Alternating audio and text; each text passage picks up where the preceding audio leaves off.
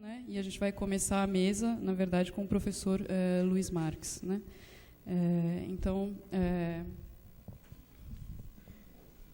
eu começo agora a ler o pronunciamento do Franklin Berg. Discurso do presidente da Fundação Nacional do Índio, FUNAI. Como presidente da Fundação Nacional do Índio, FUNAI, órgão indigenista oficial do Estado brasileiro, é uma grande honra poder participar desse encontro para prestar esclarecimentos sobre a política indigenista brasileira. Em 2019, a ONU celebra o Ano Internacional das Línguas Indígenas. O Brasil possui 1 milhão de indígenas, 305 etnias e 274 idiomas que permanecem vivos e preservados por nossos povos. A nossa diversidade cultural é intensa e multiétnica.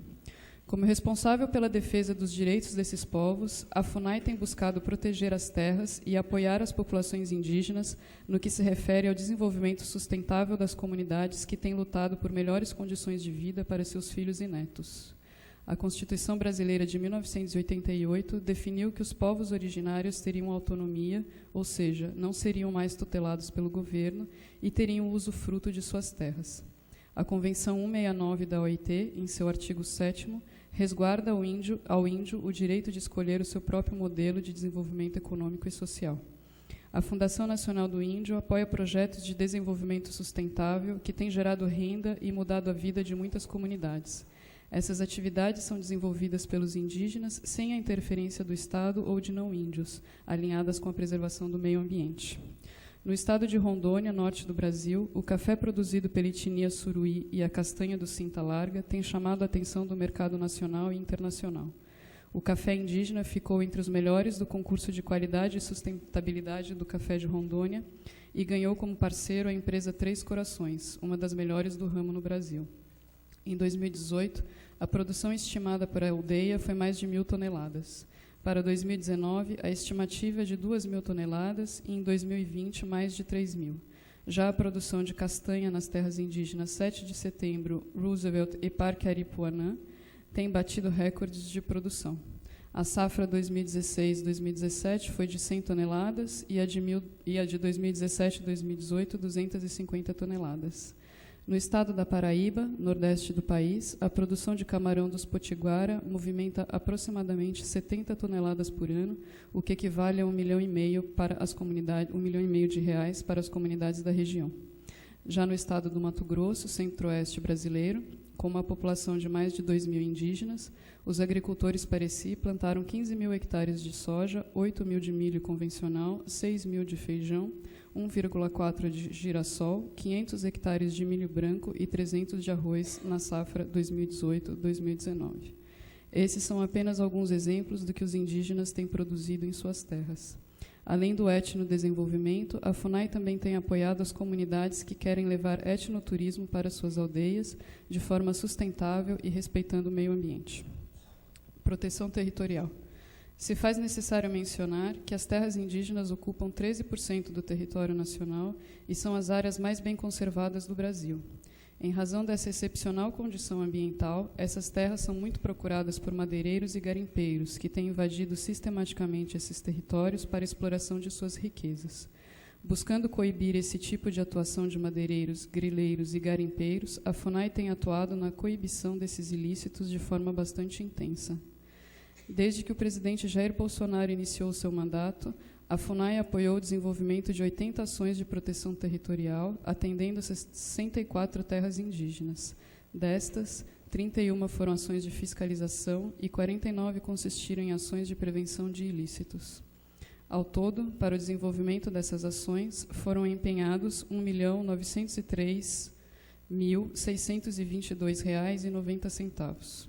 Para além das ações de fiscalização e prevenção de ilícitos, a FUNAI tem buscado ampliar parcerias junto aos órgãos de segurança pública e de polícia ambiental, visando o fortalecimento das ações de proteção territorial nas terras indígenas mais críticas. Para tal, está sendo realizado um conjunto de reuniões junto ao IBAMA, à Polícia Federal, às Secretarias Estaduais de Segurança Pública, entre outros. Desde 2015, a proteção territorial das terras indígenas brasileiras tem sido fortalecida por meio dos dados de desmatamento fornecidos pelo Centro de Monitoramento Remoto, CMR. Por meio desses dados, tem sido possível detectar, com o menor lapso temporal, as atividades de desmatamento e degradação, e, por consequência, realizar intervenções mais rápidas e apuradas em campo, visando a repressão dos ilícitos em curso. Transferências de competências da FUNAI para o INCRA. Criada em 1967, a FUNAI foi vinculada inicialmente ao Ministério da Justiça, recentemente transformado em Ministério da Justiça e Segurança Pública. Ao longo do tempo, as atribuições da FUNAI também foram distribuídas em outros ministérios, como em 1991, quando a saúde indígena ficou vinculada ao Ministério da Justiça em conjunto com o Ministério da Saúde, e a autossustentação indígena vinculou-se também ao Ministério da Agricultura e Reforma Agrária. Igualmente, em 1991, a competência para coordenar as ações referentes à educação indígena foi passada ao Ministério da Educação. Portanto, em 2012, quando foi instituída a Política Nacional de Gestão Territorial e Ambiental de Terras Indígenas, a PNGAT, as atribuições do governo ficaram divididas entre o Ministério da Justiça e o Ministério do Meio Ambiente. Portanto, é natural que cada governo busque a melhor adequação entre os seus ministérios e suas atribuições. O governo federal entende que a FUNAI, por seu perfil humanista, adequa-se melhor ao Ministério da Mulher, da Família e dos Direitos Humanos. Da mesma forma, a identificação e delimitação das terras indígenas estão em sintonia com o Ministério da Agricultura, onde está o Instituto Nacional de Colonização e Reforma Agrária, INCRA, cuja missão prioritária é executar a reforma agrária e realizar o ordenamento fundiário nacional. Portanto, as decisões devem ser em conjunto, centralizadas em um órgão que está preparado para executar de maneira equilibrada todo o ordenamento fundiário brasileiro, considerando todas as suas especificidades. Acordos internacionais de proteção ao meio ambiente e aos direitos dos povos indígenas. O governo brasileiro ratifica ainda sua permanência no Acordo de Paris e na Convenção 169 da Organização Internacional do Trabalho, deixando claro seu objetivo de proteger o meio ambiente e os direitos dos povos indígenas. A todos os presentes, mais uma vez, destaco o interesse do presidente Jair Bolsonaro de proporcionar melhores condições de vida aos povos indígenas, respeitando sempre seus direitos de escolha, sua cultura, suas crenças e seu modelo de vida. Muito obrigada. Então, aqui o pronunciamento do general Franklin Berg de Freitas, presidente da FUNAI. Eu gostaria de aproveitar a ocasião para saudar e fazer um agradecimento especial à Danusa Sabala, que deve estar nos acompanhando aqui também, que é servidora da FUNAI e que esteve me ajudando, nos ajudando desde o início da preparação desse fórum e que também mediou enfim, né, a conversa com o general Franklin Berg e toda essa situação. É isso, obrigada. Exploração de minérios e defesa de fronteiras. Eu vou apresentar os três palestrantes, então, antes de chamar o professor Luiz Marques a sentar à mesa. Então, primeiro a falar vai ser o professor Luiz Marques. Ele é professor livre-docente de História do Instituto de Filosofia e Ciências Humanas da Unicamp. Ele é co-criador do portal Crisálida, dedicado à divulgação de informações sobre questões socioambientais, e ele é também autor do premiado livro Capitalismo e Colapso Ambiental.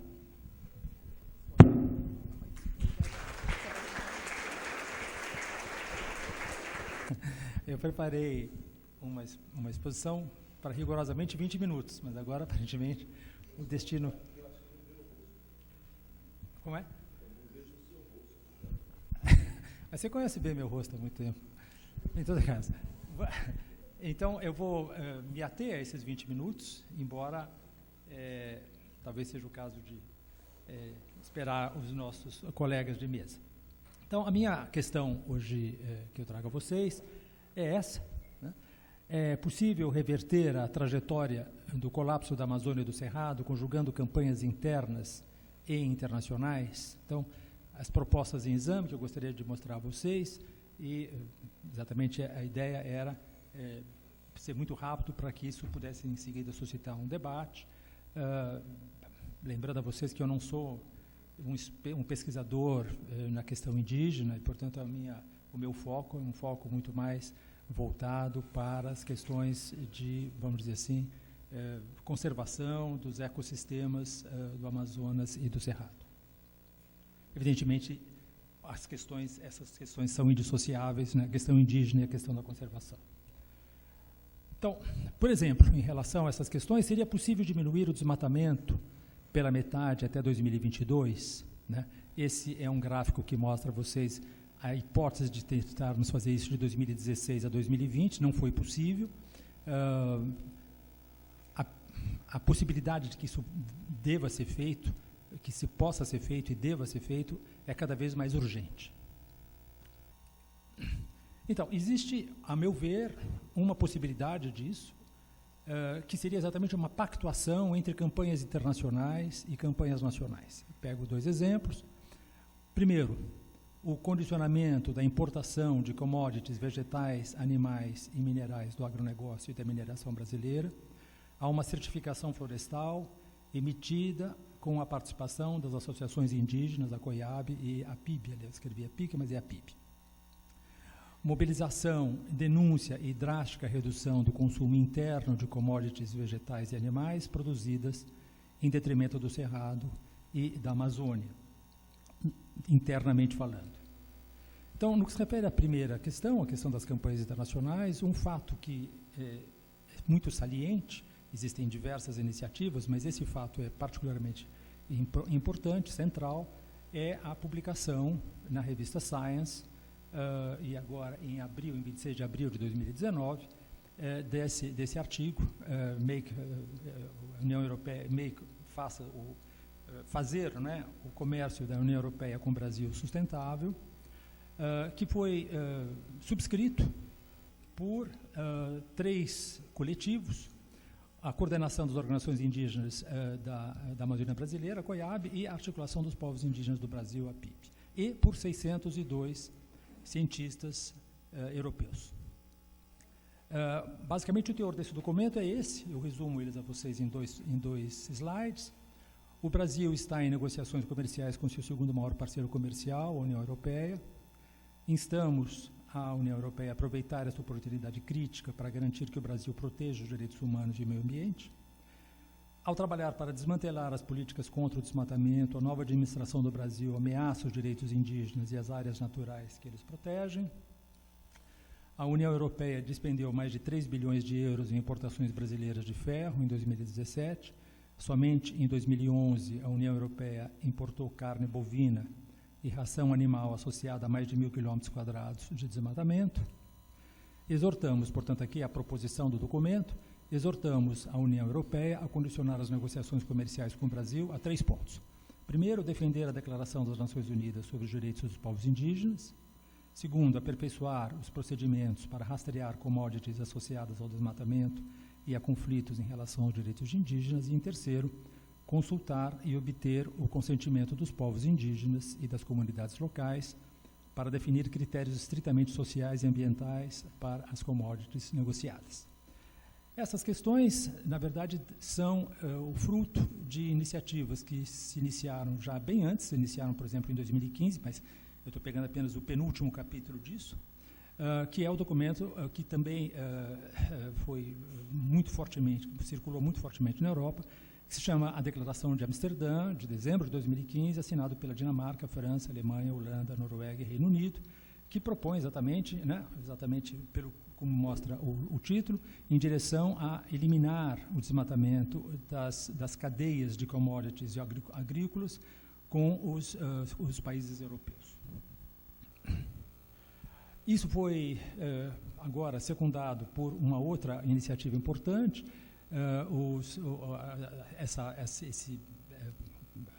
essa retomada da Declaração de Amsterdã em novembro de 2018 foi noticiada pelo The Guardian, né? Os estados da União Europeia conclamam, né, apelam a uma ação mais, vamos dizer assim, vigorosa sobre o desmatamento para que sejam atingidos os objetivos de 2020 das Nações Unidas.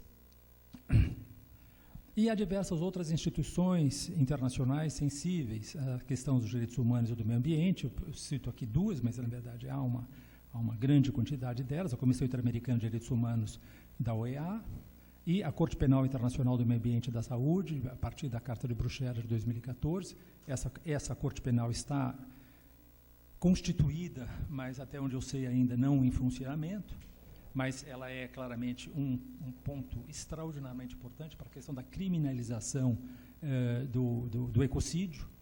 Né? Há uma forte pressão para que a questão do ecocídio seja passível de uma legislação coercitiva, e existem, então, uma série de denúncias de campanhas que são feitas, por exemplo, como essa que o Greenpeace fez quando da visita do Bolsonaro a Jerusalém, e são parte muito importante que tem que ser cada vez mais vigorosa, digamos assim. A mesma coisa acontece, voltando ainda dentro da questão do Greenpeace. O Greenpeace está trabalhando muito fortemente nessa questão do desmatamento zero, por exemplo, nos Estados Unidos. Né, cada ano uma área de floresta tropical atinge, né, o tamanho conjunto desses dois estados, de Indiana e Delaware. Essa manifestação que foi feita diante da sede da Siemens em Munique, recentemente também pelo Greenpeace, né, Salve o Coração da Amazônia. E existem, vamos dizer assim, a emergência de uma nova concepção de um direito não antropocênico, um direito internacional não antropocêntrico, né, militando exatamente pela ideia de que as demais espécies e entidades da natureza sejam consideradas como sujeitos de direito, né, e repensar o contrato social, no fundo, essa questão filosófica que foi lançada pelo Michel Serres em 1990, né, a ideia de repensar o contrato social como um contrato natural. Eu acho que essas ideias estão, vamos dizer assim, elas não atingiram o poder, elas estão, infelizmente, longe de atingir o poder, mas elas estão, de alguma maneira, ganhando uma importância, um peso na esfera, vamos dizer assim, da simbolização, na esfera do pensamento, na esfera da criatividade artística, etc., que são, a meu ver, vamos dizer, as condições primeiras e indispensáveis para que ela chegue a uma esfera mais efetiva de poder, e é isso que nós temos que, a meu ver, trabalhar para que haja avanço nessa área. A ideia exatamente da florestania, né? Ou seja, uma palavra que seja deduzida da palavra, ou correlata à ideia de cidadania, né? Cidadania vem de cidade, florestania, portanto, existe essa contraposição complementar. O caso, por exemplo, desse filme, não é? Amazônia, o Despertar da Florestania, da Cristiane Torlone, que está tendo grande repercussão na Europa. A mesma coisa, nesse caso, Sob a Pata do Boi, um outro documentário que foi muito comentado, e que agora, de 2018. E a gente tem que entender, para concluir essa primeira parte, que existe uma relação extremamente forte entre desmatamento e exportação de emissões de gás de efeito estufa. Esse mapa dá a vocês exatamente, quando a Europa fala, por exemplo, que ela está diminuindo as suas emissões de gás de efeito estufa, na verdade, ela está simplesmente, ao comprar commodities de outros países fora da Europa, ela está importando, vamos dizer assim, essas emissões. Por exemplo, o Brasil é um forte exportador de emissões de gás de efeito estufa para a Europa, para a Rússia, para a China, evidentemente. E, portanto, há um vínculo que é muito importante entre a questão da sobrevivência da floresta amazônica e a questão das emissões. É muito fácil perceber isso quando nós percebemos, por exemplo, que o Brasil hoje é o maior exportador de gado bovino do mundo. Ele, em 2018, atingiu 20% dessas exportações. Do comércio internacional de carne bovina é representado pelo Brasil, e acho que é muito importante que a gente perceba que há uma barreira fundamental, que é a barreira da China. Quer dizer, é mais fácil, é mais razoável nós conseguirmos sensibilizar os importadores europeus, é mais difícil nós conseguirmos sensibilizar os importadores chineses, e eu acho que esse é o grande desafio que nós temos que pensar em termos de campanha internacional, digamos assim. Veja o que acontece com a China. A China é o maior importador de soja do mundo, e 60% delas vem do Brasil. A pecuária para a criação de gado é a atividade que mais contribui para o desmatamento da Amazônia. A demanda chinesa aumentou o rebanho bovino da Amazônia legal de 37 milhões de cabeças em 95 para 85 milhões em 2016. Se o desmatamento das florestas tropicais fosse um país, ele seria o terceiro país na ordem das emissões de gases de efeito estufa. Portanto, ele vem em terceiro lugar, logo depois da China e dos Estados Unidos. E eles estão aumentando. Eles estão aumentando muito fortemente. Vocês percebem, então, as emissões de CO2 a partir do desmatamento das florestas tropicais aumentaram, dão um salto muito importante a partir de 2015, 2017. Se trata de um processo, portanto, extremamente grave, destrutivo e que tem que ser detido. Em 2013, o IPCC, o quinto relatório do IPCC, afirma em 2010, 24% das emissões de gás de efeito estufa líquidas, quer dizer, líquidas significa além daquelas que foram absorvidas pelos processos naturais, ou seja, 12 gigatoneladas de CO2 equivalente, provieram da agropecuária, da extração de madeira e de outros usos da terra. Nós temos que reagir em relação a isso, e é extremamente importante que haja uma pactuação, haja uma articulação entre essas campanhas da consciência internacional e movimentos nacionais, brasileiros, internos, nossos, né? Então, a ideia dessa pactuação, de um lado, entre o condicionamento da importação e, de outro lado, a mobilização, denúncia e drástica redução do consumo interno de commodities vegetais e animais produzidas, em detrimento do Cerrado e da Amazônia. O João Meirelles, que eu acho que é uma figura muito conhecida, que desde muitos anos trabalha por essa questão do gado bovino na Amazônia, publicou em 2014 um artigo muito importante que se chama "É possível superar a herança da ditadura brasileira e controlar o desmatamento na Amazônia? Não, enquanto a pecuária bovina prosseguir como principal vetor do desmatamento." Esse é um problema nosso, não é um problema das exportações. Vejam as relações que existem entre, ao longo do período 2000-2012, nós exportamos 17% da produção de gado bovino brasileira, mas nós consumimos internamente nos nossos pratos, cotidianamente, 83% desse consumo. Portanto, o problema da soja é claramente um problema de exportação, o problema do consumo de carne é um problema brasileiro. É um problema brasileiro e é exatamente essa pactuação que tem que ser dada. Nós estamos, ao comer carne, nós estamos estimulando o desmatamento na Amazônia. Enquanto nós não tivermos clara consciência desse fato, a gente vai estar focando no inimigo errado. O inimigo aqui é nós. Nós é que estamos estimulando muito fortemente esse consumo. O artigo do João Meirelles fala muito bem isso, um artigo que ele publicou em 2006, Você Já Comeu a Amazônia Hoje? E é um artigo que eu acho que é clássico, digamos assim, ele mostra muito fortemente essa questão.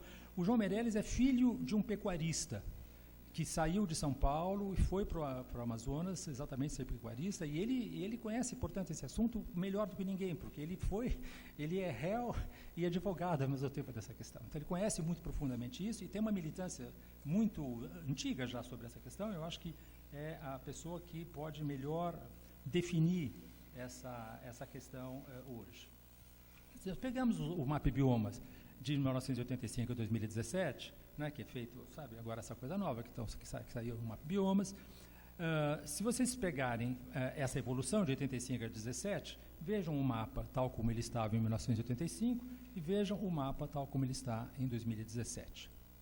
Houve uma perda florestal nesse período de 550 mil quilômetros quadrados, que, somado àquilo que havia sido já desmatado até 1985, ultrapassa agora já 800 mil quilômetros quadrados de desmatamento por corte raso, não por degradação da floresta apenas, mas por corte raso, eliminação da formação vegetal. Se nós pegarmos, aqui estão os dados, tá certo? A perda florestal de 4 milhões e 800 mil quilômetros quadrados para 4 milhões e 250 mil quilômetros quadrados. Se nós pegarmos qual é o responsável por isso, nós pegamos que a agropecuária, em 85, ocupava 176 milhões de hectares, em 2017 ela ocupou 245, portanto, houve um aumento de 690 mil quilômetros quadrados dessa atividade. sendo que dessa atividade, 462 mil quilômetros quadrados provém especificamente de área de pastagens. Então, no conjunto da atividade agropecuária, o responsável central é a formação de pastos, é a atividade pecuária.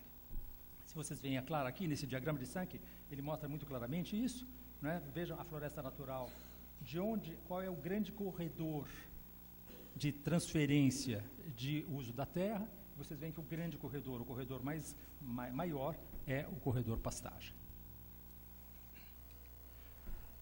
A perda florestal é clara. Se vocês pegarem esses dois gráficos, eles mostram isso de uma maneira mais do que eloquente, digamos assim, né? Então, houve uma perda florestal na Amazônia entre 60 por volta de 1960, dos anos 60 e 2004, de 665 mil quilômetros quadrados, e houve um aumento do gado da Amazônia de 90 para 2004. Em 90 havia 30 milhões de cabeças, em 2004 havia, na Amazônia, 64 milhões, hoje nós estamos em 85 milhões. Né? 85 milhões, essas são, se vocês percebem claramente, entre 96 e 2006, a mudança, né, quanto mais vermelho, mais cabeças de gado por município existem, até chegar em 1 milhão a 2 milhões, o mais vermelho. Vocês percebem, portanto, que há um corredor muito claro de avanço do gado na passagem, né? Aliás, está sendo redefinido hoje, não é? Está sendo redefinido esse bioma de transição entre a Amazônia e o Cerrado. Acabou de sair um artigo sobre isso, mostrando que aquilo que se considerava cerrado até há pouco, na verdade, ainda é um bioma de transição amazônico para o Cerrado, mas ainda deve ser considerado como Amazônia. Muito claro aqui, né? Se vocês pegarem o Brasil, a terceira coluna, e o verde mais escuro é o responsável pelo desmatamento. As pastagens no Brasil correspondem a mais de 80% do desmatamento no Brasil, provém de pastagens. O verde mais claro, vocês veem que são basicamente a soja, o milho, etc., em sua agricultura estrito senso, e vocês percebem, portanto, que o grande problema do Brasil, a infantaria do desmatamento, a tropa de choque do desmatamento, é o desmatamento para a formação de pastagem. Na Amazônia e na região centro-oeste do Brasil, se vocês pegarem a linha vermelha, vejam, a linha vermelha é a linha do centro-oeste. Ela sempre foi, desde os anos 85, ela já era importante. Mas se vocês pegarem a linha azul, que é exatamente a linha norte, vocês percebem que a linha norte hoje há uma migração muito grande do aumento. O gado produzido em outras regiões do Brasil, sobretudo o sudeste e sul, permaneceram constantes, enquanto que aquilo que de fato subiu, hoje a Amazônia produz mais gado do que qualquer outra região do Brasil, com exceção do centro-oeste. Portanto, o foco do aumento da produção de gado e, portanto, do desmatamento é agora a região centro-oeste e a região norte. Nós estamos efetivamente consumindo gado amazônico. Não é mais o gado simplesmente de São Paulo, é o gado amazônico. Não é o gado que destruiu ao longo de 3 séculos a Mata Atlântica, é o gado que está destruindo a floresta amazônica hoje. Além disso, existem as emissões de metano. 40% das emissões de metano, das emissões globais de metano, vem do gado. Portanto, o gado vocês sabem que o potencial de aquecimento global do metano, dependendo do horizonte de tempo que vocês... chega a ser, no horizonte de tempo de 5 anos, mais de 100 vezes. No horizonte de 20 anos, 84 vezes, 87 vezes. Maior do que o CO2. E, portanto, o metano tende a ser, cada vez mais, o maior propulsor dos processos de aquecimento global no planeta hoje. E aí vocês veem o Brasil, as emissões atmosféricas de metano, tal como elas estão aumentando isso pelo CEG. Ou seja, em 70 nós tínhamos emitido 4 milhões de quilos, em suma 4 mil toneladas de metano por fermentação entérica do gado. Em 2000 nós passamos a 9 mil toneladas e em 2014 a 11 mil toneladas, ou seja, um aumento de 2,5 num espaço de tempo tão pequeno. Além disso, o Brasil é o país mais violento. Nós sabemos, quem se interessa pelo assunto sabe, existem hoje uma farta divulgação dessa questão. O Brasil é o país mais violento do mundo em assassinatos de camponeses e ambientalistas, em geral, a mando de fazendeiros. 60% dos assassinados são na América Latina, 40% das vítimas eram membros de grupos indígenas, né? Houve em 2016 49 assassinatos vinculados a essa questão exatamente da expropriação da terra, sobretudo para a implantação de pastagens. Nós estamos num ponto crítico. Esse é o momento mais crítico da história do Brasil, da mesma maneira que é o momento mais crítico da história da humanidade. Segundo o Thomas Lovejoy e o Carlos Nobre, que publicaram esse artigo como editorial da revista Science Advances em 2018, em 21 de fevereiro de 2018, que eles dizem sinergias negativas entre desmatamento, mudanças climáticas e uso extensivo de fogo indicam um ponto crítico para o sistema amazônico de transição para ecossistemas não florestais na parte leste, sul e central da Amazônia, uma vez atingido 20 a 25% de desmatamento. Como vocês sabem, nós já suprimimos 20% da floresta amazônica. Portanto, nós entramos na faixa vermelha, a partir do qual, a qualquer momento, nós podemos desencadear um processo de dieback, ou seja, de morte espontânea, entre aspas, da floresta, ou seja, de transição acelerada da floresta para um tipo de formação não florestal, que em inglês se chama savana, não é propriamente uma palavra savana, nós podemos chamar de um dos 3 tipos de cerrado que nós conhecemos, mas, em todo caso, alguma coisa que não é mais a floresta amazônica. Com consequências que a ciência grita aos 4 ventos isso a todo tempo, significa que nós simplesmente tornamos o Brasil inviável, tornamos a sociedade brasileira inviável. Inviável por causa de insegurança alimentar e por causa de insegurança hídrica. Basicamente, o que é hoje o tema central das pesquisas sobre a questão da floresta amazônica são os rios voadores. São esse enorme fluxo de vapor de água, que é maior em volume do que o volume de água despejado pelo rio Amazonas no oceano. Esse volume é que sustenta a umidade no Sudeste. Né? Quer dizer, nós seremos, aqui no Sudeste, diretamente atingidos no momento em que a floresta amazônica começar a transitar, e ela está a ponto de começar a transitar, para uma formação não florestal. Houve já uma grande seca em 1998, uma outra em 2005, 2010, 2015 e 2016, uma maior do que a outra. Portanto, esse sistema amazônico começou já a oscilar. Se vocês colocarem também em relação à questão das grandes inundações que houve, sobretudo na parte sudoeste da Amazônia. Então, esse sistema está oscilando entre grandes inundações e grandes secas, e isso significa claramente que nós estamos diante de um sistema que está no limite da sua resiliência. Né? Nós estamos no limite da nossa resiliência. Daí a questão que deve nos... o cerrado pode desaparecer até 2030. Isso é um trabalho que foi feito, mais de um trabalho que foi feito, mostrando exatamente que em 2017 apenas 19% da cobertura vegetal permanecia intocada e o cerrado tem sido mais vitimado ainda do que a Amazonas, do que a floresta amazônica em relação ao desmatamento. Muito mais, de resto, 2 vezes mais do que a floresta amazônica. Em 50 anos, o Brasil perpetrou o mais fulminante ecocídio da história da espécie humana. Não há registro histórico de algo parecido com isso que nós fizemos em 50 anos, mais ou menos. Como diz o João Meirelles, a sua paisagem é o maior museu do desmatamento do mundo. Da mesma maneira que, ao longo de 3, 4 séculos, nós fomos o país, ou a colônia, que mais transferiu escravos de um continente para outro, não há registro histórico, nem no período do Império Romano, nada que possa se comparar àquilo que foi transferido de escravos da África para o Brasil nesses séculos. Da mesma maneira, nós somos o país hoje que está campeão no ecocídio, ou seja, na destruição de um ecossistema que permaneceu, vejam, permaneceu mais ou menos. Nós sabemos hoje que a floresta amazônica foi habitada ao longo de milênios e densamente habitada. E, entretanto, estava lá o sistema estava mais ou menos intocado. Havia sido perdido, pelo que se calcula, não mais que 6% ao longo de milênios. Né? Em 50 anos nós transferimos isso nós perdemos 20% e nós não estamos falando aqui de degradação. Se nós falarmos em degradação, nós estamos numa situação de 40%, na verdade, de degradação do sistema amazônico. Da concertação de esforços nacionais e internacionais pelo desmatamento zero, depende a reversão in extremis da trajetória de colapso da Amazônia e do Cerrado. Frente Parlamentar Ambientalista, sociedade civil, ONGs, universidades, estudantes, partidos, empresas, sindicatos, movimentos sem terra, é preciso agir já. Muito obrigado.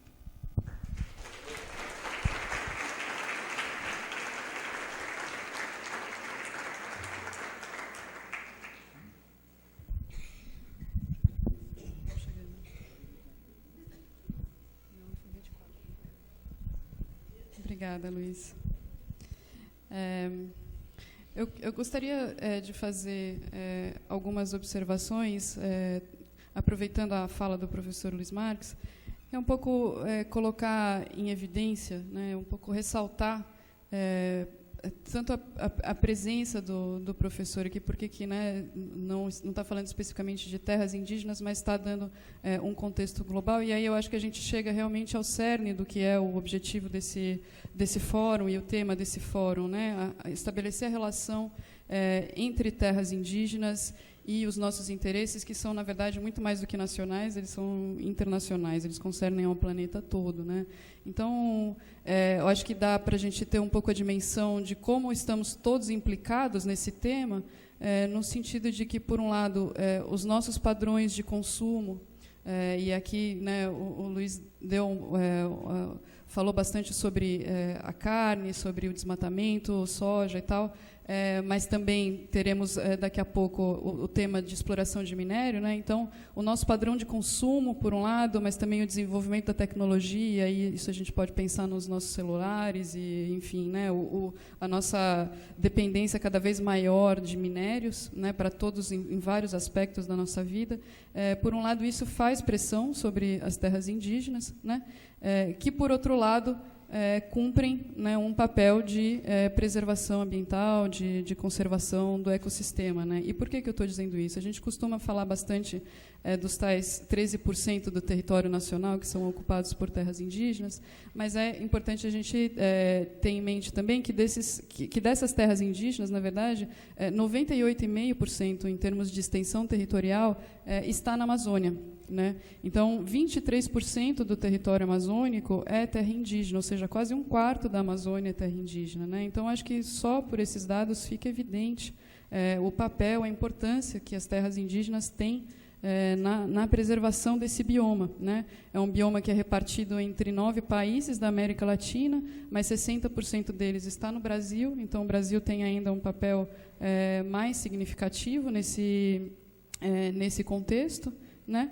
Então, não só as terras indígenas, mas o papel dos povos indígenas, né, tanto para o desenvolvimento do país como para a própria viabilidade, para a própria do futuro do país e o futuro de todos nós enquanto planeta, né, seja em termos de preservação ambiental, mas também na regeneração de ecossistemas, o conhecimento milenar que os povos indígenas têm desse bioma, dessa biodiversidade, né, tanto para a preservação como para o manejo sustentável, né, também como a gente viu aqui na mesa da manhã, exploração sustentável dos recursos, segurança alimentar. E aí o que eu acho que é importante ressaltar é que, apesar de ter esse papel estratégico, né, os povos indígenas não podem ser responsabilizados sozinhos por isso, né? Então precisam de fato do apoio de toda a sociedade e, sobretudo, de políticas públicas, né, que os apoiem aí na preservação dessas terras indígenas e, portanto, do meio ambiente. O tempo foi, parece que, cronometrado, acabaram de entrar na sala os dois palestrantes que estamos aguardando. Então, já aproveito e convido-os a integrar a mesa. Pode ficar? Sim, fica aqui.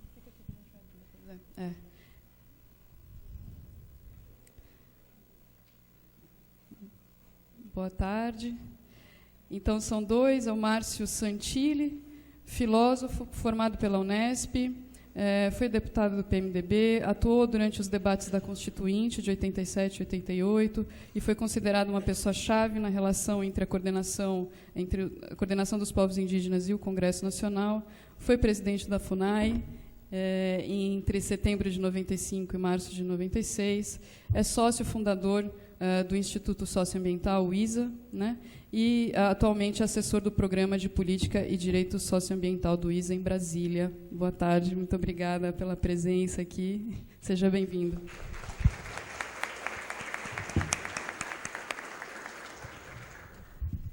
E aproveito também para apresentar o Coronel Rodrigo Martins Prates, doutor em Altos Estudos Militares pela Escola do Comando e Estado-Maior do Exército, com especialização em Relações Internacionais na Universidade de Brasília. Ele está aqui, sobretudo, por conta da sua experiência como ex-assessor de políticas setoriais do Ministério da Defesa brasileiro, que foi entre 2012 e 2018, onde foi responsável pela avaliação do impacto na defesa de políticas setoriais em direitos humanos, segurança pública e na política indianista. Saudá-lo, muito obrigada.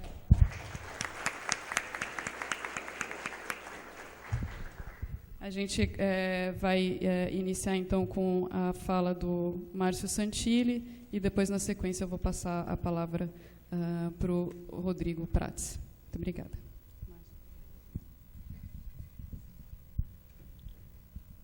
Boa tarde. O tema era mineração em terras indígenas, né? E então eu vou falar disso, né?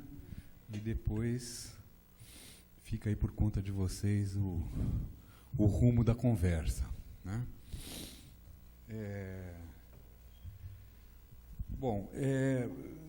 Nos idos aí da Constituinte, em 1986, 87, 88, a questão mineral foi a questão que mais pegou fogo nos debates, na discussão, na elaboração do texto constitucional relativo aos direitos indígenas, né? Para minha surpresa, pegou mais pesado do que a própria discussão sobre as terras indígenas, sobre a demarcação de terras indígenas, né? Um colega nosso, Beto Ricardo, que era então do CEDI, hoje é do ISA, né? Pessoa com mais tempo de trabalho no trato da questão indígena do que eu, até me advertiu na época, disse, olha, o que vai pegar não é o solo, é o subsolo, né? E não deu outra. E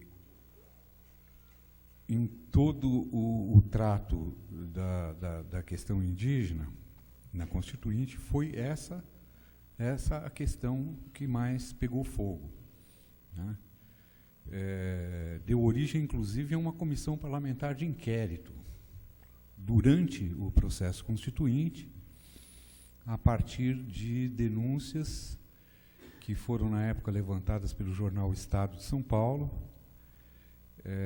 e que fazia acusações ao CIMI, né, e às demais organizações que atuavam na defesa dos direitos indígenas, como se todo aquela luta, aquele movimento tivesse por objetivo imobilizar reservas minerais, jazidas minerais, visando a exploração futura por terceiros e coisas desse tipo, né? Foi uma campanha muito pesada que nós tivemos naquela época e foi justamente essa a questão que mais pegou, né? O capítulo dos índios contempla o direito de usufruto dos índios aos recursos naturais existentes nas suas terras e fala riquezas naturais do solo, dos rios e dos lagos existentes nessas terras, que é uma maneira interessante de não se incluir o subsolo nessa definição, né? Essa questão acabou sendo contemplada no texto constitucional logo no artigo 49, que trata das competências exclusivas do Congresso, né, e os constituintes inseriram entre essas competências exclusivas do Congresso o aproveitamento de recursos minerais em terras indígenas. Foi um tratamento sui generis, né, dentro da lógica da concessão de direitos minerários, não há nenhum outro caso em que essa concessão passa por uma autorização do Poder Legislativo. Todo o processo de concessão de direitos minerários é feito no âmbito do Poder Executivo. E isso foi o ponto do texto constitucional relativo aos direitos indígenas, o único ponto do texto constitucional onde teve bateção de chapa no plenário, disputa de votos no plenário da Assembleia Constituinte, porque todos os demais dispositivos, aí incluído o capítulo dos índios, né, eles chegaram ao plenário já com um acordo feito, né, entre os vários líderes dos partidos. Então, todos os textos, evidentemente, foram votados em 2 turnos, né, na Constituinte, porém, esse dispositivo, esse inciso do artigo 49, não deu acordo, né, foi para o pau, se bateu chapa em torno desse ponto, né, as empresas mineradoras não queriam de modo nenhum que essa autorização ficasse a cargo do Congresso Nacional, tentaram derrubar isso do projeto de Constituição e foram derrotadas, né, por um resultado até dilatado, pelo menos uns 2/3 dos votos foram no sentido de se manter essa competência exclusiva do Congresso Nacional nessa autorização de exploração de recursos minerais. Além disso, o artigo 176, parágrafo 1º da Constituição, ali na ordem econômica, na parte que trata da questão mineral, né, os constituintes incluíram um artigo que diz, eu vou até ler aqui, né, que essas atividades somente poderão ser efetuadas mediante autorização ou concessão da União no interesse nacional por brasileiros ou empresa constituída sobre as leis brasileiras e que tenha sua sede de administração no país, na forma da lei que estabelecerá as condições específicas quando essas atividades se desenvolverem em faixa de fronteira ou terras indígenas, né? Então, além de estabelecer o Congresso Nacional como instância autorizativa de qualquer processo de concessão de direitos quando incidentes em terras indígenas, os constituintes previram uma lei que seria feita, né, posteriormente à promulgação da Constituição, estabelecendo essas tais condições específicas, né, que se aplicariam às terras indígenas e às faixas de fronteira, né. Há outros dispositivos que têm alguma relação com a questão mineral, né, nesse mesmo capítulo da ordem econômica, haviam dispositivos que legalizavam a atividade garimpeira e, no entanto, o capítulo dos índios excluiu essa legalização da atividade garimpeira quando se trata de terras indígenas, né? Portanto, há outras disposições, mas o fato é que, passados o que já essa altura do campeonato, 32 anos, né? Essa lei nunca foi aprovada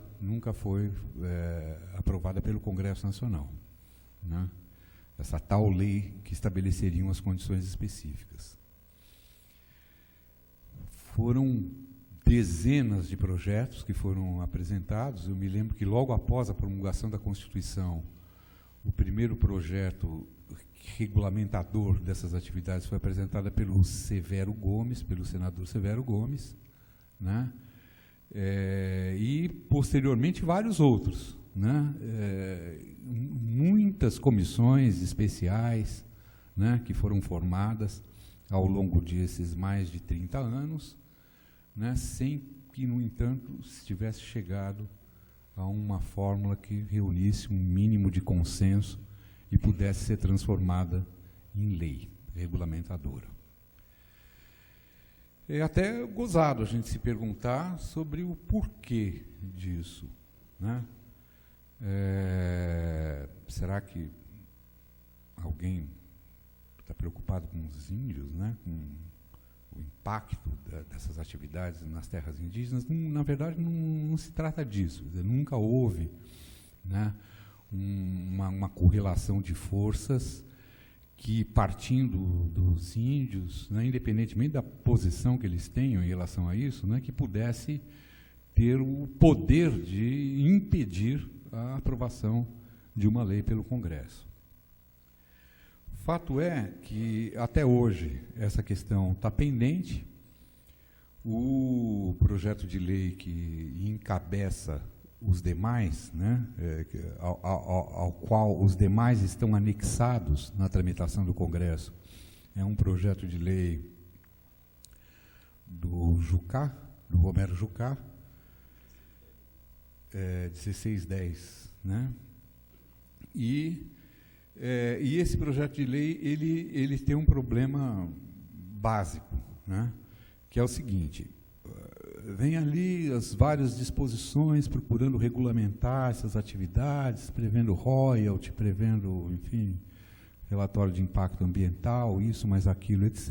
E, ao final, esse projeto do Jucá buscava legalizar ou viabilizar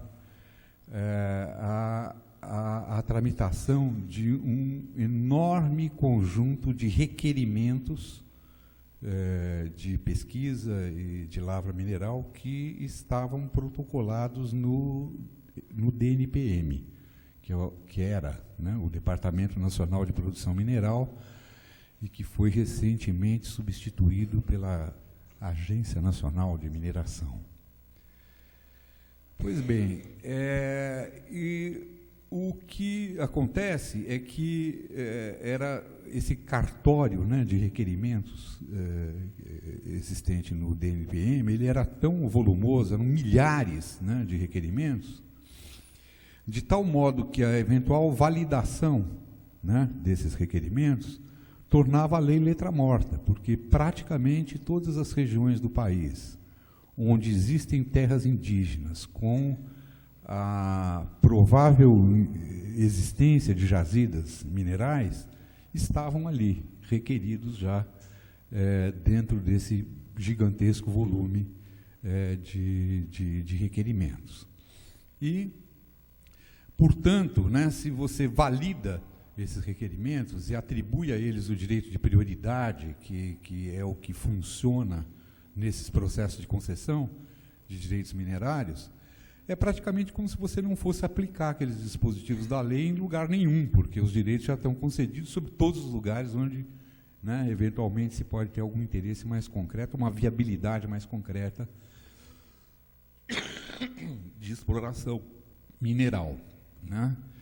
Então, a discussão ficava uma discussão truncada. Você discute uma lei que até estava bacaninha, bonitinha, não sei o quê, só que, né, na disposição transitória, no final, a disposição transitória era maior do que a lei, né? Uma vez aprovada, essa disposição transitória tornava a lei letra morta, os direitos seriam concedidos sem se seguir aqueles preceitos, né, que estavam sendo discutidos na lei, e portanto, era uma discussão sem sentido, como até hoje tem sido uma discussão sem sentido a da regulamentação, por força desses interesses que procuram sacramentar ou validar o cartório de direitos minerários existentes dentro do DNPM, né? Bom, até hoje o projeto de Jucá continua falando nisso, quer dizer, invalidar requerimentos anteriores a 1988, né? Portanto, um cartório velho, né, mais de 30 anos de idade, né? Esse cartório ele vai sendo modificado ao longo do tempo, porque esses requerimentos vão passando de mão em mão, de empresa para empresa, muitos deles caducam, novos requerimentos são apresentados, né, dentro do DNPM, e hoje a gente tem uma situação, né, que é mais ou menos a seguinte: a gente tem cerca de 25% da área total das terras indígenas na Amazônia requeridas, né, dentro do DNPM. Com milhares, né, de requerimentos. Né? São 4.181 processos de requerimentos que ainda estão protocolados no DNPM, ainda hoje. Né? Eles envolvem várias substâncias minerais, a grande maioria tem a ver com exploração de ouro, né, mais da metade, o que não quer dizer muita coisa, porque as empresas recebem uma autorização de pesquisa de ouro, mas se elas encontram outros minérios, elas podem explorar os outros minérios da mesma forma, né? Com uma grande concentração em um número relativamente pequeno de empresas, né, que detêm centenas, né, de requerimentos, o que é feito através de subsidiárias, porque a legislação estabelece um limite da quantidade de área que pode ser requerida por uma empresa, mas essas grandes empresas, na verdade, são um pool de empresas, né, de figuras jurídicas distintas, né, que acabam multiplicando essa possibilidade de reserva de partes do subsolo. Né. Então, é um jogo muito curioso, né, para vocês forem ver. Por exemplo, a terra indígena Xicrim do Cateté, que é vizinha de Carajás, né, ela está toda requerida pela Vale. Né? A terra indígena Vaimiri-Atruari, que é vizinha da Paranapanema, da mina de estanho do Paranapanema, lá no Amazonas, está toda requerida pela Paranapanema. Né? E então se cria um jogo muito estranho, né? Porque quando a gente vai conversar com as empresas e diz, bom, mas por que vocês requereram toda a área indígena vizinha? Né? Vocês estão querendo explorar minério lá? Eles falam, não. Né? Nós não queremos, porque aqui em Carajás nós temos jazidas para poder explorar pelos próximos 250 anos. Né? Mas nós não queremos nenhum concorrente aqui do nosso lado. Então a gente entra, bloqueia tudo, né, com requerimentos nossos, para não entrar nenhum concorrente aqui. E a mesma coisa faz a Paranapanema nos Vaimiri-Atruari. Né? Ela também afirma que existe ali cassiterita para ser explorada durante não sei quantas décadas e tal, que eles não querem explorar nada dentro da área Vaimiri-Atruari, mas, mais do que isso, eles não querem nenhum concorrente ali do lado. Né? Então, eles apresentam esses requerimentos, bloqueiam a área e deixam assim. Né? E quando se discute uma regulamentação mais decente dessa questão no Congresso, né, que passaria, por exemplo, por eliminar todos esses requerimentos, estabelecer uma nova regra, um processo licitatório para a concessão desses direitos em terras indígenas, aí elas já não se interessam, né, porque, né, se elas perdem esses requerimentos e vai ser chamado um processo licitatório para uma área vizinha da delas, né, elas já temem que possa entrar ali um concorrente. Né? Então, para elas é melhor que não aconteça nada, né, desde que fique bloqueado o espaço, né, para qualquer concorrente imediato. Né? E as empresas de garimpo também fazem esse jogo duplo. Elas não poderiam se legalizar em terras indígenas, porque isso é proibido, então para elas não interessa a legalização. Né? Para elas não interessa a regulamentação dessa matéria, porque o garimpo atua na ilegal mesmo. Né? Então, não havendo lei, eles entram onde querem, né? Seja em terras indígenas, seja em outras partes do território nacional. O garimpo não obedece nenhuma regra, nenhuma regulação, né? E é da sua essência, né, produzir bens minerais de forma predatória, de forma ilegal, né, de forma insustentável. Então, a inexistência de uma regulamentação até hoje parece que é algo conveniente, né, para os vários interesses existentes dentro do setor mineral. Né? Para alguns que não querem lei nenhuma mesmo, e para outros que só quereriam uma lei se fosse a sua imagem e semelhança, como uma forma de manter, né, os seus espaços de controle do subsolo nas regiões que são estrategicamente relevantes para elas. Né? E assim estamos, né? Mais de 30 anos após a promulgação da Constituição, essa lei não existe. Há uma pressão enorme ainda agora, né, com a eleição do Jair Bolsonaro, que é um garimpeiro visceral, né? A questão volta, né, à discussão, né, muitas iniciativas nessa rota de dizer que vai abrir aqui, vai abrir ali, né, para mineração. Inclusive grupos indígenas que têm interesse em fazer exploração mineral da sua área são incentivados a levantar essa lebre, né? E essa é a situação com que a gente se defronta, né, hoje no debate do país. E parece que são os índios, parece que são as ONGs, parece que são não sei quem que não deixa regulamentar, né? Mas, na verdade, é quem manda, né, nesse terreiro, que não permite que essa regulamentação avance, porque não interessa a esses setores uma regulamentação minimamente decente, onde se faça uma lei para valer, né? Bom, tudo isso é consequência, né, de uma lógica que preside a nossa legislação, né, e que atribui regimes distintos de propriedade entre o solo e o subsolo, né? Pode ser que a gente raciocine com isso meio mecanicamente, achando isso natural, né? Mas, na verdade, isso não tem nada de natural, né?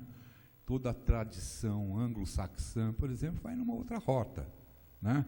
Quem é dono da terra é dono do subsolo também, né? Mas na tradição latina, a qual nós nos filiamos, né, historicamente, culturalmente, ela faz essa distinção entre os regimes de propriedade do solo e do subsolo, né? O que leva a isso, né? Os índios têm o direito ao usufruto exclusivo do solo, porém não do subsolo, né?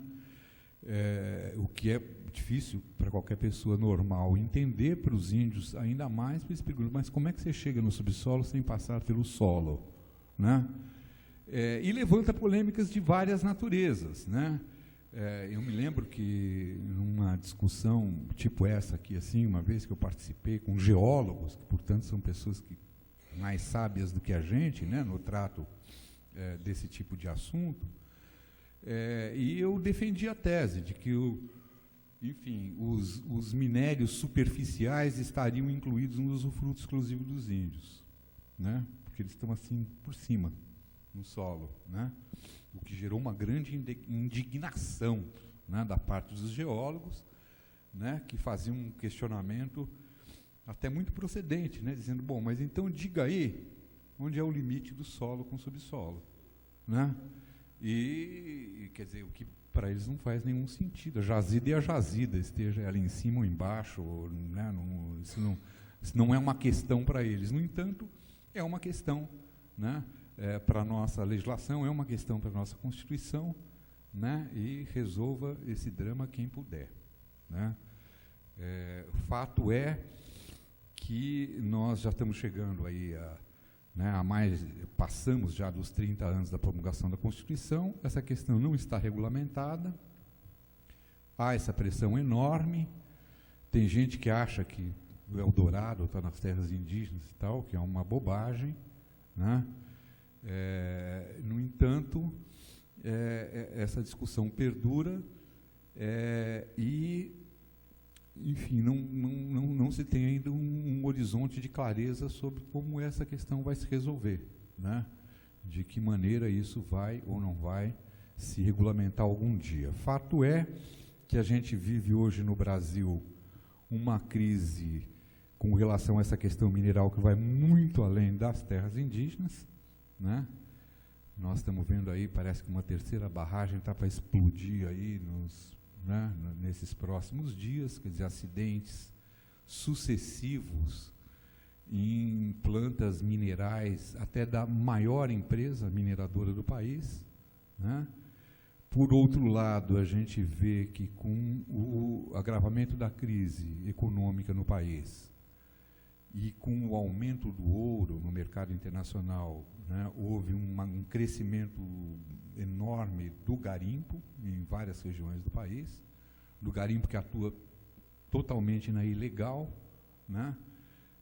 Então, o que a gente vê é que, independentemente das terras indígenas, a questão mineral é uma questão que está mal resolvida no nosso país, seja pelo lado do garimpo, da ilegalidade, seja pelo lado, né, das empresas que atuam legalmente, que parece que não chegaram ainda a fórmulas eficientes para se evitar, no mínimo, catástrofes terríveis como essas que têm acontecido recentemente no país, né? Acho eu que seria necessário, portanto, que o Brasil se resolvesse em relação à questão mineral, né, para o Brasil como país, né, antes de pensar na abertura das terras indígenas, antes de pensar em levar esse tipo de questão para dentro das terras indígenas, embora a gente saiba que várias das terras indígenas estão invadidas por garimpeiros, né, essas invasões são crescentes e o problema está colocado de qualquer forma, né? Mas, enfim, essas são as questões que eu queria levantar aqui preliminarmente, meu tempo já foi, né? E depois a gente pode conversar. Obrigado.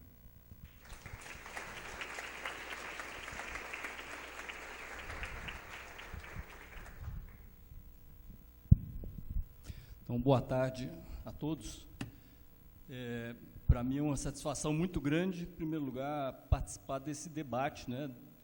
Conseguir contribuir um pouco para esse debate num tema tão importante, né? Relativo a a questão indígena, né? Um segmento importante, uma parcela importante da sociedade brasileira.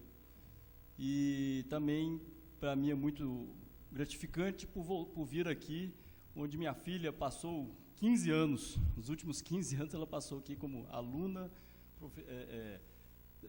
mestranda, doutoranda, pós-doutoranda, então é muito interessante. A última vez que eu vim aqui visitá-la, eu comi lá no bandejão. E também é muito gratificante partilhar aqui da mesa com o Márcio Santilli, que já não é a primeira vez, teve um outro seminário organizado lá na Defesa mesmo, que ele foi muito feliz aqui, esclarecendo para mim muita coisa aqui dessa questão minerária, que se aprofundou bastante, deixou muitas interrogações também, né, porque, mas já explicou bastante coisa, e é uma das partes do tema que eu vou abordar aqui, que é terras indígenas, defesa de fronteiras e as controvérsias envolvidas nessa questão, né? Então, vou abordar aqui por partes ali, né, conforme solicitado pela professora Camila, organizadora do evento, né? Primeiro falando aí do contexto geral, depois sobre as terras indígenas, sobre a defesa das fronteiras, as duas coisas juntas, os atores envolvidos, os interesses envolvidos, as controvérsias e, a partir daí, algumas proposições conforme solicitado, né? Então, eu sei que esse tema, a maioria dos senhores já conhece bastante, mas pode ser que alguns não, eu acho que é sempre importante. Eu passei 5 anos trabalhando nisso, né? Diferente do Márcio Santilli, que passou uma vida, né? E da Joênia, que é indígena, em consequência nasceu já vivenciando o tema indígena, né? Eu passei 5 anos, fui designado no Ministério da Defesa para analisar, avaliar, acompanhar, dar pareceres, etc., sobre o impacto das questões da política indigenista sobre a defesa, né? Então, obviamente, essa questão da fronteira é uma questão que é importante, né? Então, primeiro, cara, o cenário global. Então, quando eu fiz isso, até eu participei lá do Fórum Permanente da ONU, né, sobre questões indígenas, participei também da primeira Conferência Mundial dos Povos Indígenas. Então, essas questões são globais, não são nacionais, como alguns pensam, né? Então, por exemplo, são 370 milhões indígenas. Lógico que esses números são aproximados, né? Mas é os dados da ONU, né? São 5% da população da Terra, né? E também essa questão ali são 5 mil grupos distintos, né? Então, tem povos indígenas, como alguns podem desconhecer, quase que o dobro, ou o dobro de número de indígenas nos Estados Unidos do que no Brasil. No Canadá, um número semelhante, né? Temos lá na Europa o povo Sami, que tem sua questão fronteiriça, né, sua questão de fronteira, não, questão de territorial mais ou menos resolvida, ou seja, bem resolvida. A migração, eles permeiam ali o norte de 3 países, tem o seu parlamento, etc., né? Os bascos também se consideram como povos indígenas. Então, indígena também é uma questão de autoidentificação, né? E na Ásia, que a maioria dos povos indígenas está na Ásia, né? E lá os aborígenes, lá na Austrália, o povo... lá na Nova Zelândia, Maoris, né? E assim por diante. Ou seja, na África também, às vezes tem uma dificuldade de identificação quais seriam os povos indígenas, mas os pigmeus certamente, os tuareg também, lá no norte da África, e assim por diante, né? E aqui na América Latina, mais ainda, né? Então, 30% da população no México, 70% da população da Bolívia, e assim por diante. E no Brasil, é um efetivo até menor hoje, até estava comentando com o Márcio Santilli, né, em torno de 0,5%, né, se aproximando de 1 milhão. Né. Então, ali, como é que nós chegamos nesse ponto aqui? Então, essa questão indígena, ela passou a ter mais visibilidade quando a ONU identificou a vulnerabilidade desse segmento. Então, vem naquela corrente ali dos direitos humanos e depois... com foco também nos direitos coletivos, né? Então, a partir da década de 80, aí houve a adoção da Convenção 69 da OIT, já uma mudança grande em relação a uma convenção equivalente anterior, mas nesse momento deixando de perceber uma coisa muito importante, que que o indígena não ia ser assimilado, absorvido por uma cultura dita dominante, né? Então, e aí, a partir daí, essa visibilidade maior, né? Então, mudando essa questão de integração por questão de inclusão, de respeito à alteridade, né? E mais à frente ali, na década em 2000, né, o estabelecimento do Fórum Permanente sobre Questões Indígenas, depois outros mecanismos da ONU, o mecanismo de relatoria especial, o mecanismo de peritos, e a Declaração das Nações Unidas sobre os Povos Indígenas em 2007, né? E o Brasil veio também nesse mesmo rumo, como o mundo inteiro, né? Então, a Constituição Federal foi emblemática nesse ponto, ao reconhecer, primeiro, o fim da tutela. Um pouco antes já acabou aquela questão do relativamente incapaz, né? Que foi no novo Código Civil. Mas em 88, o fim da tutela, né? O indígena pode entrar como sujeito dos seus direitos, arguindo seus direitos. Também o reconhecimento dos direitos originários sobre a terra, que o Márcio Santilli já falou alguma coisa a respeito também. Depois, esse decreto 1775, que foi, de certa forma, acolhido pela Constituição, é reconhecido como que trata do processo demarcatório das terras indígenas, né? Então, a partir daí, de 96, houve uma expansão bem grande, inclusive com patrocínio até estrangeiro, né, na demarcação das terras na Amazônia. Então, a grande maioria das terras indígenas na Amazônia já estão praticamente pacificadas. Aliás, mais de 98% das terras indígenas no Brasil estão na Amazônia, né? Então, no Brasil, ali hoje, 304 etnias, 274 línguas, isso, logicamente, são dados aproximados, e uma língua, tem gente que fala para se manter viva, ela precisa de 1 milhão, acho que os linguistas aí podem dizer melhor, né? De pessoas para se manter viva ou não, mas o fato é que o dado que nós temos é 274 línguas, 817 mil indígenas, esse é o dado do censo de 2010, né? 614 mil aldeados. Os dados da FUNAI são os do ISA, são um pouco diferentes, da FUNAI é um pouco diferente, mas é uma ordem de grandeza. E os povos indígenas estão presentes em todos os estados da federação. Então, isso aí para dar o contexto geral. Vamos ver aqui a questão das terras indígenas, então, né? Então, hoje nós temos, ali eu tenho o número das terras indígenas no Brasil, né? 428 terras indígenas regularizadas. Lógico, isso aqui não é dinâmico, né? Já provavelmente não seja mais isso. 39 reservas, que vêm do passado, né? Ocupando em torno de 12,9% do território nacional, 98,75% na Amazônia.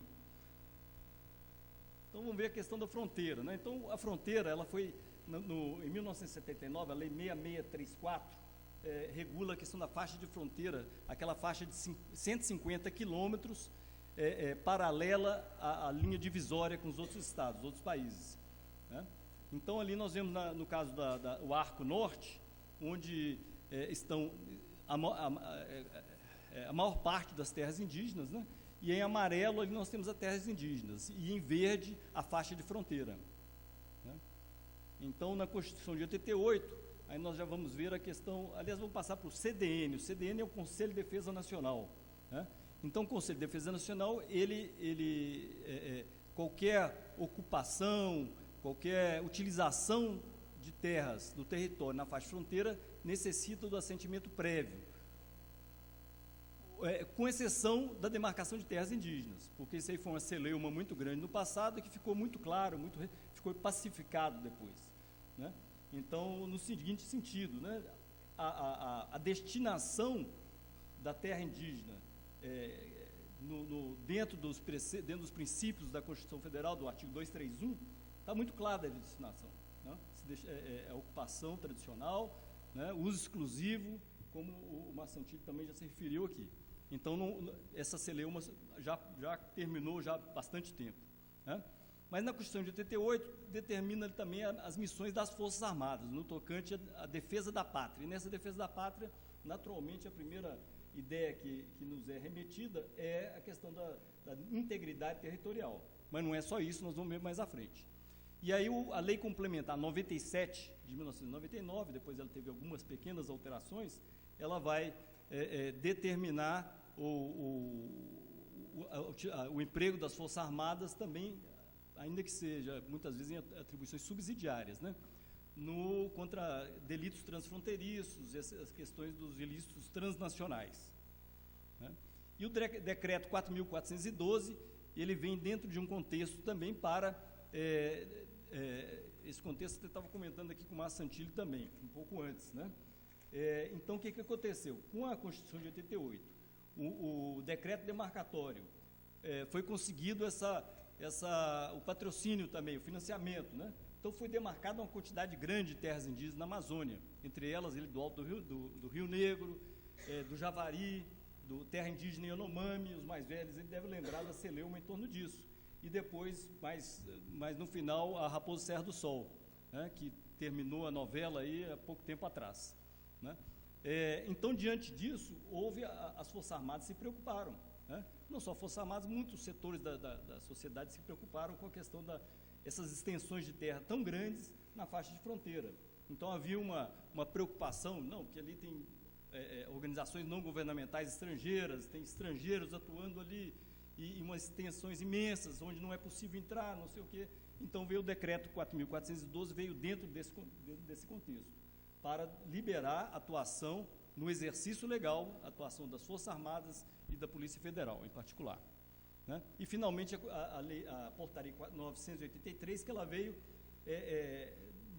para equilibrar essa questão do 4.412, porque aí houve uma preocupação da parte do outro lado, né, dos indígenas, né? Então, agora os militares vão entrar aqui à vontade, não sei o quê, e nós, né? Então, essa Portaria 983, que é uma diretriz sobre o relacionamento das Forças Armadas com as comunidades indígenas. Então, ao mesmo tempo que ratifica o 4.412, determina que todas as medidas de proteção, o respeito aos direitos dos povos indígenas e assim por diante. E quanto a essa relação terra indígena, defesa das fronteiras, né? Então, eu vou valer aqui de alguns princípios que estão na Política Nacional de Defesa e na Estratégia Nacional de Defesa, né? Então, a questão dos Objetivos Nacionais de Defesa, que são de interesse aqui para o caso, né? Então, o patrimônio, a defesa da soberania, né? A soberania, eu acho que é uma ameaça à soberania passar mais de 30 anos e não ter dito o que pode e o que não pode fazer em termos de mineração, né? Exploração dos recursos naturais, quer dizer, o Brasil tem deixado de ser soberano na medida que ele não consegue definir o que ele quer, né? Isso é soberania também, né? Mas a questão do patrimônio material, patrimônio imaterial, né, a questão da coesão nacional. Então, uma preocupação também, seja na fronteira, seja fora da fronteira, de que os povos indígenas são uma parcela da sociedade nacional. A presença, né? Então, isso aí foi muito discutido também, né? Então, tem gente que considera um vazio demográfico, né? Primeiro ponto, né? Os indígenas estão lá, né? Eles são os brasileiros por excelência, né? Essencialmente brasileiros. Eu nunca tive uma convivência relativamente grande durante esses 5 anos, né? Nenhuma ideia ser colocada no sentido de uma secessão, por exemplo, né? Então, conhece bem a terra, tem o sentimento do indígena em relação à terra é superior a qualquer um de nós. Aliás, tem indígenas aqui, até os cumprimentos aqui à Unicamp, né? E aos indígenas presentes, né? Então, o relacionamento com a terra é muito mais profundo, né? Então, estão bem guardadas essas terras, né? O próximo ponto, a infraestrutura de valor estratégico para a defesa. Então, naturalmente, é importante para qualquer um que se colocar na posição da defesa, das Forças Armadas, né? Você ter uma estrada que chegue até ali, você ter a questão das telecomunicações, a questão da energia, mas particularmente essas vias de acesso, né? Então é importante que tenha. Então isso aí é uma questão que já está pacificada com o posicionamento do Supremo Tribunal Federal. A questão da vivificação, aí volta a questão só tem os indígenas. Está muito bem, né? Está muito bem, né? A questão da proteção do meio ambiente. Então, as terras indígenas está comprovado estatisticamente que o grau de preservação é maior do que nas unidades de conservação. A questão do uso sustentável dos recursos naturais. Isso depende também de uma política. Por exemplo, em 2012 foi o lançamento da Política Nacional de Gestão Ambiental das Terras Indígenas, né? Com participação muito boa dos povos indígenas e que tem essa vocação para conseguir alavancar esse uso sustentável das terras indígenas, dos recursos naturais. Lembrando sempre que a questão do conceito de desenvolvimento sustentável, né? Que ele sempre tem aqueles 3 pilares, né? O pilar econômico, o pilar de proteção do meio ambiente e o pilar de atenção ao social, né? Ou seja, as populações, comunidades locais. E, finalmente, ali tem mais a regularização fundiária. Então, é fundamental esse ponto da regularização fundiária, sobretudo em se tratando dos povos indígenas. Então, quando você tem, isso aqui eu vou até copiar uma coisa que o Márcio Santilli me falou há mais tempo atrás, ele deve lembrar, né? Se você tem a terra demarcada, o Estado vai se fazer presente, tem melhores condições de dar um apoio na parte dos direitos que todo cidadão tem, inclusive os indígenas, saúde, educação, etc. Se não tem demarcada, tende ao caos, né? Questão dos atores. Então, obviamente, os principais atores são as próprias comunidades indígenas, mas tem também a FUNAI, o órgão indigenista oficial, que precisa ser fortalecido para fazer o seu papel. Questão do Ministério Público, com sua atribuição constitucional, né, de também defender os direitos, especificamente os direitos dos povos indígenas, né. As Forças Armadas, pelo seu papel de defesa nacional. O Conselho de Defesa Nacional, como eu já falei, que também deve se manifestar e dar seu parecer e acompanhar as questões relacionadas às áreas de interesse da segurança nacional, como é o caso da faixa fronteira. A Polícia Federal, e aí tem um ponto importante também, né, que é a questão da proteção das terras indígenas localizadas na faixa fronteira, mas também as outras áreas, né? Mas, primeiro, o aspecto central da faixa fronteira que hoje todos sabem, né, a questão dos ilícitos transnacionais. Então, do contrabando, do descaminho, do tráfico de armas, tráfico de pessoas, e por aí vai, né? Então, as polícias estaduais não atuam em terras indígenas. Em princípio, não atuam em terras indígenas. A Polícia Federal tem um efetivo minúsculo, insignificante, né? Tem sua atuação eventual, através da inteligência, eventualmente uma operação, outra operação, mas o efetivo dela é minúsculo, né? Em consequência, o que ocorre? Tem mais a FUNAI. A FUNAI tem o poder de polícia, né? Deve realizar a proteção das terras indígenas. No entanto, esse poder de polícia não está regulamentado. Há uma lacuna nisso aí. Então, quem é que faz essa proteção, entre aspas, a segurança pública em terra indígena? Então, já surgiram algumas iniciativas, tipo o PIASSOL, né? Polícia Indígena do Solimões, né? Do Alto Solimões. Aí a gente nos remete àquela ideia, é muito bom, muito interessante, que os próprios indígenas façam a sua segurança, né? Só que isso já não deu certo no passado, né? E nos remete à ideia da milícia. Parece muito bom aquela ideia no início, lá atrás, quando surgiram as primeiras milícias, é muito bom que tem alguém se defrontando com o crime organizado, só que depois veio se tornar um problema talvez mais sério que do próprio crime organizado, né? Então, é questão o monopólio da força, da violência, ou seja, no sentido de preservar, de proteger, de dar segurança, de defender, é do Estado. Então, cabe a ele fazer isso. Então, é uma questão que nós vamos falar mais à frente um pouquinho, né? A comunidade científica, naturalmente, que tem interesses de toda a ordem ali, nós vamos falar dos interesses logo em seguida, né? Da comunidade científica, nacional e estrangeira. As ONGs, né? As organizações não governamentais, que tem uma miríade delas, tem umas que cumprem um papel excepcional, né? Porque elas vão cumprir aquele papel que o Estado não dá conta de cumprir, e tem outras que podem que não têm um controle tão grande, né?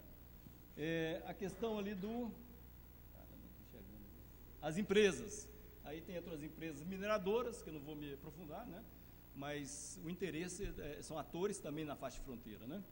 E, finalmente, o não tão republicano, o crime organizado transnacional, que tem seus interesses, inclusive, por exemplo, essa semana, foi lá no Ministério da Defesa, pela terceira ou quarta vez que eu me recordo aqui, né? O Davi Copenaua, lá de Roraima, né? Da terra indígena Yanomami, né? Para mais uma vez ele faz um périplo ali na esplanada dos ministérios, solicitando apoio para a defesa contra o garimpo ilegal, que é uma catástrofe, né? Já estiveram lá outras vezes, né? O garimpo ilegal, depois ele é contido, mas não teve até hoje uma solução mais substancial, uma solução satisfatória e definitiva. Então, hoje tem em torno de 10 mil garimpeiros ilegais lá. O problema, às vezes, não é a ponta, não adianta ir lá, como já foi feito várias vezes, erradica aqueles garimpeiros e não resolve. Tem que pegar uma operação de inteligência que tem que pegar, levantar, identificar toda a cadeia que às vezes está em outros lugares no Brasil, São Paulo, etc., e fora do Brasil também, né? E a questão dos interesses. Os interesses estão vinculados ali aos atores, naturalmente, né? Então, obviamente, aqueles primeiros ali são inerentes à própria população indígena que está na faixa de fronteira. São os interesses desses atores mais importantes. Então, de permanecer nas suas terras, que é o que caracteriza os povos indígenas no mundo inteiro, é justamente essa relação com a terra, né? E permanecer nas suas terras, usufruto dos seus recursos naturais e também a proteção do seu modo de vida tradicional e gozar dos direitos também como cidadão, né? Que além dos direitos coletivos, tem o direito de todo cidadão, então, educação, saúde e todos os outros direitos, né? Cultura. A questão do interesse também na proteção do meio ambiente. Aí nós temos do lado do Estado aí, e também representando o interesse da sociedade como um todo, a proteção do meio ambiente, né? E aí vem a flora, a fauna, a biodiversidade, mas também a sociodiversidade, né? A proteção da sociodiversidade, a exploração dos recursos naturais, de uma maneira geral, e os minerais também em particular nessa região. Aí o Massantilli fez uma alusão aqui a essa questão de uma bobagem que muito se repete por aí, né? De que os índios foram colocados no local onde tem as riquezas estratégicas. Pô, isso aí é uma questão só de história, né? Faz uma retrospectiva, vai ver o que acontece. Com a própria expansão da europeia, né? Vamos dizer assim. Então, os indígenas foram se afastando da calha do rio Amazonas, dos Solimões, no caso da Amazônia ali, e indo para as terras mais altas. E ali é onde tem as maiores riquezas. Então, não é... E ali também já tinha os indígenas lá também, né? Então, não é que foram colocados como uma besteira sem tamanho, né? A proteção da biodiversidade, a exploração dos recursos minerais, naturais e a pesquisa científica, né? Então, eu já não estou no Ministério da Defesa, já tem uns 8 meses, né? Mas uma das últimas atuações, uma das últimas coisas que eu fui solicitado a fazer lá foi um parecer sobre sobre um instituto de pesquisa linguista, né? Aliás, já era uma renovação, né? Então, esses são institutos americanos e ingleses, né? Que já estão lá mais ou menos uns 15 anos estudando ali aquela questão linguística lá no alto do Rio Negro, né? Uma pesquisa muito interessante. Então, o que acontece? Como eu falei no início lá, o Conselho de Defesa Nacional, qualquer atuação, qualquer ordem, né, na faixa de fronteira, eles solicitam pareceres dos órgãos interessados. No caso do Ministério da Defesa, veio eu fiz um parecer, até ouvi uma ex-aluna aqui e pesquisadora também, a Ivana, né, sobre essa questão linguista, né? E o Brasil está pouco interessado, mas tem a participação da UERJ, se não me engano, e uma outra universidade também, né? Só que aí o parecer lá foi no seguinte sentido, né? Porque a participação dos pesquisadores brasileiros ia até certo ponto, e depois não tinha mais, aí ficava só os estrangeiros. Então, o primeiro ponto é que os universitários, os pesquisadores brasileiros participem de todo o processo, né? E segundo, que aquilo, o produto da pesquisa fique uma parte, isso é até lei, né? Fica uma parte aqui no Brasil. Bom, então vamos chegando no final aqui, vamos ver as controvérsias, e o meu tempo já deve estar com 1 ou 2 minutos. Foi completo. Então, as controvérsias são um ponto importante, vou só passar rapidamente aqui a questão da ocupação tradicional, que surge aquela questão do marco temporal, né? Quem acompanha o assunto sabe da criticidade disso. O direito de consulta, até onde vai o direito de consulta, né? que é contemplado pela Convenção 69, a exploração dos recursos naturais, que já foi tocado aqui pelo Márcio Santilli, questão do relevante interesse público, é mais uma lacuna. Então, no artigo 231, no parágrafo 6º, ele vai falar que são extintos todos os atos de posse, domínio, etc., em terras indígenas. No entanto, ressalvado o relevante interesse público, só que não está regulamentado o que é relevante interesse público, né? A defesa e proteção, que eu já me referi um pouco antes, né? Atuação de ONGs estrangeiras, se deve ter maior controle, menor controle, como é que é feito isso, né? O respeito à alteridade, qual o limite do respeito à alteridade, né? Então, aí tem casos assim, extremamente sensíveis, né? Que até que ponto, né? Então, a gente tem que definir esse limite, né?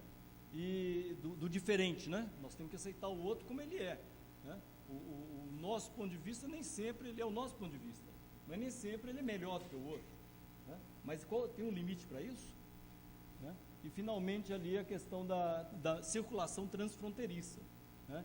Então, posso falar, talvez eu deva falar mais sobre isso, essas proposições também na fase de debates, e, professora, já avança aqui nas proposições. Bem rápido aqui, então. Então, para as proposições, para não me perder ali, vamos voltar para deixar projetado ali as controvérsias. Então, por exemplo, a questão da ocupação tradicional e o marco temporal. O que é isso, para quem não acompanhou mais de perto, né? É a questão a Constituição de 88, então surgiram aqueles que resolveram interpretar que só é válido a ocupação tradicional naquele momento, né? Quem não estava ocupando a terra naquele momento não tem esse direito assegurado, não tem direito à ocupação tradicional. Então, é extremamente... bom, isso aí já foi bastante contestado, né, pelo Ministério Público, foi bastante contestado, inclusive no Supremo Tribunal Federal, mas precisa ainda de um posicionamento definitivo. Direito à consulta, né? Então, eu participei do grupo de trabalho para a regulamentação do direito de consulta. Ele prosperou no que diz respeito aos quilombolas, mas não prosperou com os indígenas, porque, obviamente, como direito de consulta, os indígenas faziam parte desse mecanismo, da construção desse mecanismo. E eles se afastaram, mas não se afastaram por acaso, sem um motivo justo. Se afastaram porque havia uma portaria 303 da AGU, que ela, por si só, ela já violentava esse direito de consulta. Então, enquanto não fosse suspensa, não fosse revogado essa portaria da AGU, eles se afastaram das negociações. Em consequência, não vingou, não foi à frente, até hoje não tem bem regulamentado, tem iniciativas muito interessantes da própria parte dos indígenas, mas não está regulamentado em linhas com a suficiente precisão a questão do direito de consulta, que não, obviamente não pode ser considerado como direito de veto, né? A exploração de recursos naturais, já foi dito aqui, relevante interesse público, é necessário, ou seja, os recursos naturais é necessário minerais, né? Regulamentação e lei. E no caso do relevante interesse público, a Constituição diz que precisa de uma lei complementar, né? A defesa e proteção das terras indígenas tem várias possibilidades. A possibilidade que existe hoje é a FUNAI, né? E que pode pedir o apoio da Polícia Federal e das Forças Armadas. Só que, na realidade, isso não tem ocorrido, né? Quer dizer, eventualmente ocorre, mas de maneira insuficiente, talvez. Então, na primeira Conferência Nacional de Política Indigenista foi tratado desse tema, houve muitas propostas nascidas dos indígenas com relação a isso, e eu tive o privilégio até de estar nessa mesa, né, para centralizar, condensar, consolidar essas sugestões. Então, a sugestão seria realmente um subsistema de segurança pública para a terra indígena com a participação dos indígenas. Não que eles vão pegar em armas nem nada, mas que haja uma participação deles, consultas, etc. Que não é possível que 13% do território nacional, em grande parte na faixa de fronteira, onde é uma área crítica, não tenha, uma terra que não tem claro ali, quer dizer, não está consistente o sistema para proteção, para a segurança pública. A questão de atuação de ONGs e de estrangeiros também, talvez seja o caso de alguma lei, né? A respeito à alteridade, né? Então, a própria Declaração das Nações Unidas sobre os Direitos dos Povos Indígenas, ela vai dizer que, desde que sejam compatíveis com os direitos fundamentais, né? Então, inclusive, aí tem a questão de sanções, a parte penal, né? Então, isso aí meio, nunca vai ter uma precisão total, né? Mas o caminho é por aí. E, finalmente, a circulação transfronteiriça. Lógico, o acordo do Mercosul, o acordo de residência do Mercosul, ele já contempla a questão do trânsito nos países do Mercosul. Mas há uma iniciativa, né, que até o Brasil, o governo brasileiro, ele se apropriou, né, deu consistência a essa iniciativa, que é a chamada RAPIM, Reunião das Autoridades dos Povos Indígenas do Mercosul, que trata justamente, quer dizer, um ponto principal é essa questão da fronteiriça, né? Para identificar, ter o registro de todos os povos que ali vivem, até para poder facilitar, né, a questão do atendimento de saúde, educação e a circulação mesmo, né? Agora, teve uma iniciativa recente que foi condenada por alguns, o fato de ter sido vetada, né? Aquela na lei de imigração, relativamente recente, né? Acho que tem uns 4, 5 anos. Então, o artigo 2º ou 3º previa, do projeto de lei, né, previa que o livre trânsito, né, dos indígenas. Só que nós temos que estar no mundo real. Então, você coloca 6 mil quilômetros de fronteira ali com livre trânsito. Agora, será que não vão ser os indígenas que vão traficar por ali? Então, primeiro que já transitam com alguma facilidade, é uma coisa um fato real, né? Agora, vai chamar atenção e vai atrair aqueles interessados em ilícitos transnacionais para aquelas regiões. Então, e depois nós não podemos legislar sobre o outro, né? Sobre o outro país. Então, nós damos liberdade para ir e vir e a lei dos outros países, né? Então, esse é o ponto, né? Então, acho que já ultrapassei bastante o tempo aqui, né? Fica para os debates. Obrigado.